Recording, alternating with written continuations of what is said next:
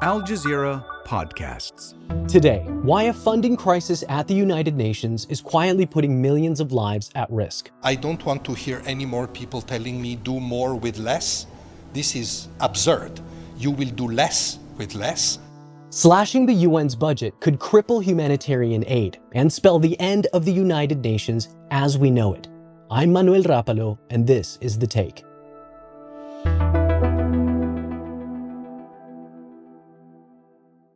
I'm Gabriel Elizondo, the Al Jazeera English correspondent in New York, based at the UN. Thank you so much for joining us today on The Take.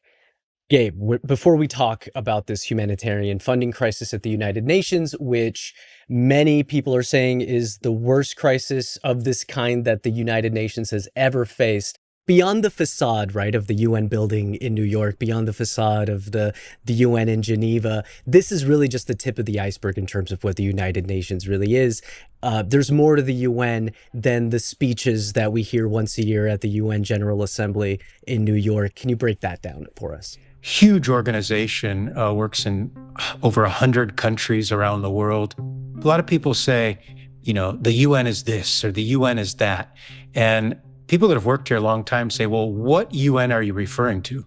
Are you referring to UN headquarters? Are you referring to peacekeeping? Are you referring to another organization affiliated with the UN? Where?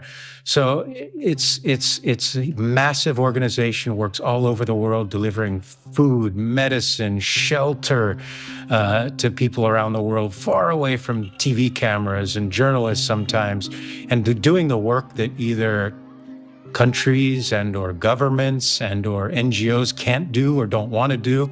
The UN is there, and the UN's flag is flying around places around the world that if they weren't there, maybe no one else would be there. What's something that you think most people may not know about the scope of the UN? Probably how big it is, and also that the UN really doesn't have the power to stop wars. That's what I always hear. I always hear, like, why can't the UN stop the war in Ukraine? Why can't the UN just stop the war in Gaza? And I say, well, the UN is a collection of its sum. It's a collection of 193 countries, the UN. And each country has their own political and economic interest at play. They don't have a magic wand here that they can just say, we demand that this war stop, and it'll stop. Now, they can demand it, but it doesn't necessarily mean it's going to happen, as we've seen from Gaza, of course. The UN system, the international system, as you said, Gabe, is absolutely massive, comprised of all these agencies and UN organizations. And it's precisely this interconnected global network of agencies and organizations that is facing this debilitating crisis. An internal review the UN chief has ordered could mean radical reorganization, cutbacks and job losses. First reported by Reuters, it comes as cuts slashing US foreign aid introduced as part of Trump's cost-cutting drive led by Elon Musk have hit the UN hard. The UN aid chief, Tom Fletcher, recently spoke. He said, the impact of aid cuts is that millions will die. When you spend time with the female health workers on whom this infrastructure relies, and they tell you that they are facing salary cuts of half, of 2/3, of that they're struggling to carry on working and bring up their families. This is real, and this is the impact of aid cuts. And I can't sugar this pill. The impact of aid cuts is that millions die. Can you talk about exactly what is at stake here? Lives. Period. Lives. It comes down to that, and we can sit here and talk for another hour if you want about, different, like, moving offices, cutting staff members, consolidating, all these words that corporations use when they do cuts, But when it comes to the UN, it's about lives. It really is. And it's about the work being done in the field, If they can't provide HIV medication for villagers in a small corner of a faraway country, so to speak, right? That is going to affect lives. You can't cut 10, 15, 20% of the staff of the World Food Program, for example, and expect you're going to deliver the same amount of food to people that need it. And as Filippo Grandi, the head of UNHCR, UN High Commissioner for Refugees, said when he was here in New York very recently, he said, you know what? He said, I'm tired of people saying we have to do more with less. I don't want to hear any more people telling me do more with less. This is absurd.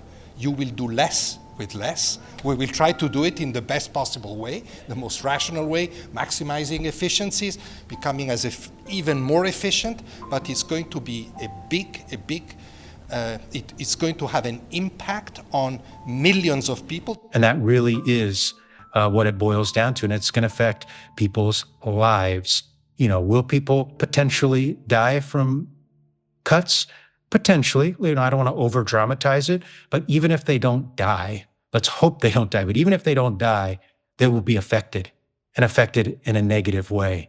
Well, it's what you're talking about in terms of, like, if we wanted to picture the United Nations as an iceberg, right? If at the very tip, what's visible is the UN General Assembly, and what's under the surface of the water is staff in the field. How big of an impact is this, Gabe? Can you give us a sense of the size of the humanitarian workforce that will essentially be kneecapped by these changes that are coming?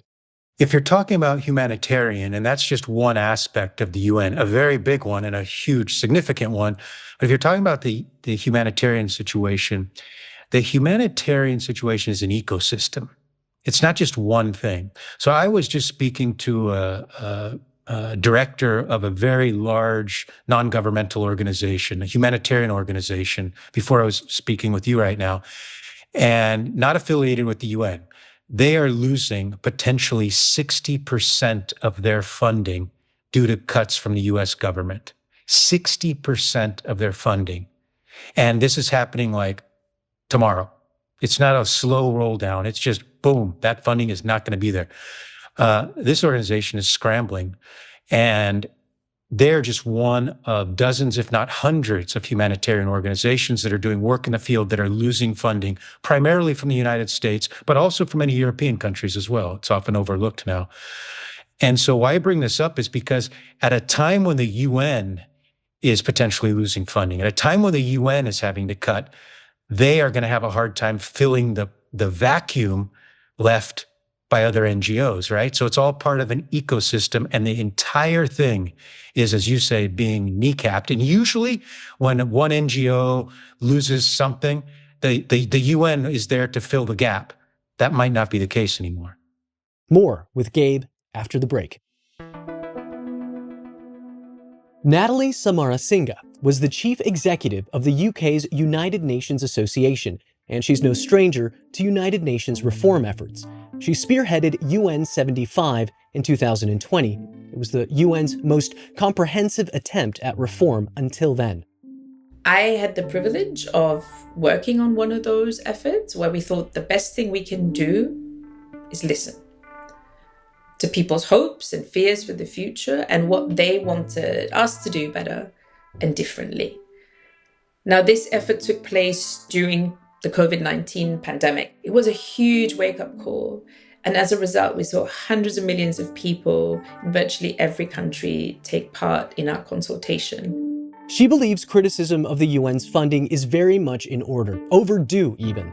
The newest effort to reform the UN is called UN 80, and it's currently underway as you listen to this. This 80th anniversary year of United Nations is a prime moment to expand all our efforts, recognizing the need for even greater urgency and ambition. That is why I have informed yesterday UN member states that I am officially launching what we call the UN 80 initiative. However, for her, the current effort to reform the UN could backfire if it isn't handled with care. I really would like to see more discussion on what is being stopped and reduced and why, who's going to pick up the slack if that's needed, and what is going to be the process of handing over these functions to other entities. Because ultimately, you can never please the people who just want you to cut. If you say we've cut 20%, they'll say, why didn't you cut 40%? And there are also areas where I think we need the UN to do more and do it better, which might require some investment. I think data analysis capability would be a good example of that. And ultimately, this isn't a theoretical discussion. It's a very real problem. It's a matter of life and death. In some places like Gaza, it cannot really be replaced. And even where it can, that needs to be done in a managed way. Right now, we've already seen the impact of cuts. We've seen the UN's ability to predict famines, to prevent diseases from spreading, to respond to pandemics. All of that has been damaged. And that is going to affect all of us. The UN's work on nuclear security, on climate, on aviation, that's not just something for, people who are living in emergency situation or disasters. That's something that is going to hit our everyday lives. There's a lot to criticize about the UN, about the international system that we created in 1945. But I think there is also a lot that we take for granted and that we would miss if we don't think very carefully how to manage this crucial transition for the UN and for the world. So, Gabe, clearly this is not just another budget problem, and obviously all eyes are on UN Secretary General Antonio Guterres for answers. There is this leaked document as well that's been making the rounds. I believe it's a document that's been labeled the UN 80. Is this the strategy for stopping the ship from sinking? Well, this is the Secretary General's strategy, I can tell you that. UN 80 is an initiative that he proposed in March, and he's moving very fast with this. The UN usually moves pretty slowly on things. It's so decentralized and so bureaucratic. He's moving very fast on this one. And UN 80 is about the 80th anniversary of the United Nations. But he said it basically has three things. Number one is he wants to rapidly identify efficiencies and improvements in the way the organization works. Number two, thoroughly review the implementation of all mandates given to the UN by member states. And third, a strategic review of deeper, more structural changes and realignment within the entire UN system. Now, those are all kind of fluffy words, right? But that's essentially it. And what it boils down to is cuts, right? Emerging cuts, this. He didn't spell out what would be cut, how much would be cut. He's basically saying, this needs to be done. Let's review it. This is the path, but the details have not necessarily come out yet. However, he's kind of leaked a few, if you will, when he speaks sometimes. So kind of leaks some stuff out, and he's talked about moving a lot of staff to Nairobi, Kenya, where UN has a sub headquarters because it's cheaper to live there. So he's talking about moving a lot of staff there. So, I mean, right now, there's a task force set up to kind of take this document by the Secretary General and go back to their individual agencies and say, okay, what are we going to do? What are we going to cut? Where can we find some efficiencies here? And then kind of present that all in one big package, if you will, at some point, probably sooner rather than later. Let's talk about the UN staff themselves for a minute. We've seen demonstrations at this point by people who have taken to the streets. When we get agencies that are receiving, for example, 30% cuts that lead to people losing their entire livelihoods, sometimes I think we forget that people in the UN also have a price to pay. Sometimes it's even the ultimate price. People have died, on the front line, but I think it's now kind of been lost to everybody. So the UN stands up for everybody else, but no one stands up for the people behind the UN. Does the Secretary General have the back of the staff members? What are we hearing from the UN staff themselves? Well, it's complicated, quite frankly. I think there's an acknowledgement within the vast majority of UN staff members that they're facing a crisis within the organization in terms of funding. Everybody knows that. You're not going to talk to anyone saying we're flush with cash at the UN. So they realize that. They read the news. They know what's going on with budget cuts. So I think they sort of are resigned to the fact that they knew that this was going to happen. I think what you're seeing, however, though, is some real concerns on where cuts might happen and also how fast they might happen. I think that's where you're hearing some grumbling, if you will, from UN staff members, basically saying, we might be moving too fast here. Can you talk about the impact of having that much money withdrawn just outright like that from one day to another, basically? Anyone that's listening to this podcast, imagine if your paycheck was reduced by about 25% next week. Doesn't matter how much you make, but if it was reduced by 25%, that's essentially what's potentially facing the United Nations, a 25% cut, more or less, of the money that comes in. It's a little more complex than that, but that's pretty much what they're looking at. The UN has been facing a budget crisis for about 7 years, actually. And now with the US and the current administration threatening to cut back even more, change needs to happen, and needs to happen fast. When you talk to UN officials, they'll say what the US contributes is certainly a lot of money, make no doubt about it. But in the whole scope of things, it's really not. And the cuts that are being made in the field, it could be, $5, $10, $15 million. Yeah, that's a lot of money to anybody. But to the US, that's really not a lot of money, but it goes so far in helping people in need. I think that's what a lot of the UN officials that I speak to, and I'm not talking about like high-ranking officials. I'm talking about like the staff members that are working with people in the field that I've spoken to say like, we had a pretty small grant from the US. We had a pretty small amount, but it went so far to help so many people.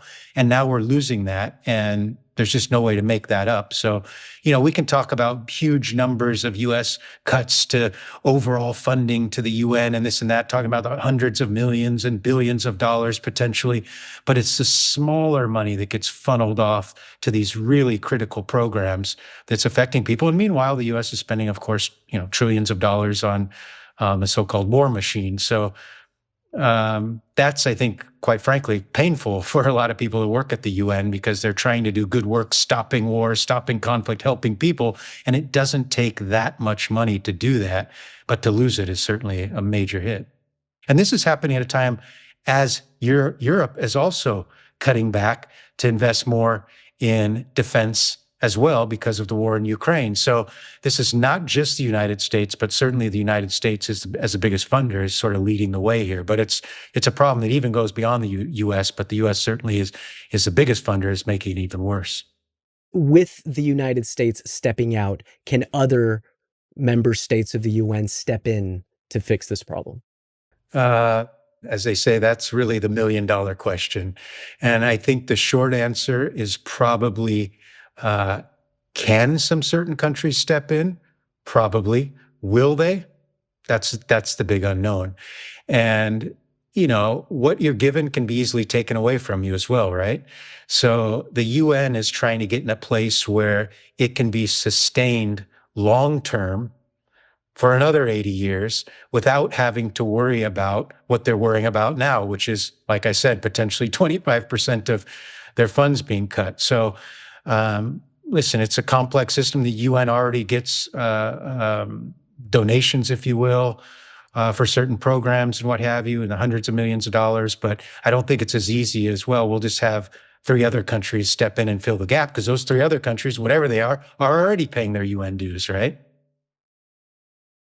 The irony of this all, the tragic, horrible irony here is that if we all want to live in a better world, the United Nations is the best hope that we have for that, right? What we're seeing now essentially is the dismantling of some of the most fundamental post-World War II values that led to the creation of the United Nations in the first place. What are the implications of this more broadly, given that around the world we're seeing the desire to live in a multilateral world replaced by isolationism, or what here in the United States, the Trump administration refers to as the so-called America First messaging? The America First messaging really doesn't go too far in this building, because this is a building and an organization that's made up of 193 other member states. So what they will tell you, when I say they, I mean top UN officials, the Secretary General has said this, says the values will not change. What is changing is how the organization is having to operate under the current uncertainty of the financial climate that it's now living in. And that is what this organization is struggling with right now, is how do you do that? You have a huge mandate around the world. How do you do it with less resources? And that's really what is at the core of what this organization is grappling with at this very moment. And that's The Take. Now we want to hear from you. Were you aware of the role the United Nations plays in the lives of so many people the world over? Do you think things could be different if people were aware of it? I'll be going through your comments. And in the meantime, don't forget to hit that subscribe button so you never miss an episode like this.